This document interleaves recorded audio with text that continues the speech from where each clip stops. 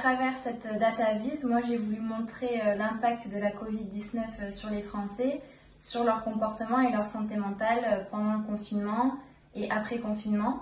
Donc pour ça, je me suis basée sur les données recueillies du service public qui s'appelle Santé publique France. Donc là, à travers ces trois verrines, je me suis basée sur 3 phases différentes du confinement. Alors ce verre-là représente la vague du 30 mars au 1er avril, donc début du confinement. Ce verre-là représente la vague du 13 au 15 mai, donc post-confinement, à la sortie du confinement. Et ce verre-là se déroule 2 mois et demi après le confinement, donc du 20 au 22 juillet 2020. Donc pour mes verrines, en bas, le chocolat représente l'anxiété qui est élevée dans ce verre-là et qui est à peu près égale dans ces 2 autres verres. Ensuite, le gâteau, la deuxième couche, représente la dépression.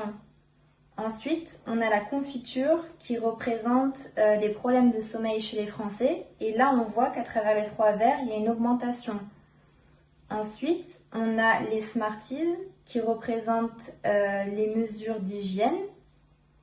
Ensuite, là, dans ce verre-là, il n'y a pas de chantilly parce qu'en fait, la chantilly représente la distanciation d'1 mètre. Donc pendant le confinement, il n'y en avait pas comme les gens étaient confinés et elle est apparente dans les 2 autres.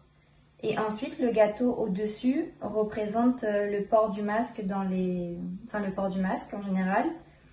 Donc quand j'ai montré cette data-vise à mon entourage, le ressenti que j'ai eu, c'est déjà ils n'étaient pas étonnés par ces statistiques. Ils étaient conscients de ces chiffres-là. Ils m'ont fait part aussi que même certaines de ces individus que j'ai interrogés avaient ressenti que ce soit de l'anxiété, des problèmes de sommeil ou de dépression pendant le confinement. Et quand je leur ai demandé qu'est-ce que ça leur avait, par exemple, appris ou est-ce qu'ils allaient changer de comportement, ils m'ont dit que ça les avait plutôt confortés dans ce qu'ils pensaient déjà et qu'ils allaient continuer à respecter les mesures d'hygiène, distanciation d'1 mètre et le port du masque et que maintenant ils essayent de moins se prendre la tête, on va dire, de faire plus d'activités pour éviter d'être anxieux et de mieux dormir le soir.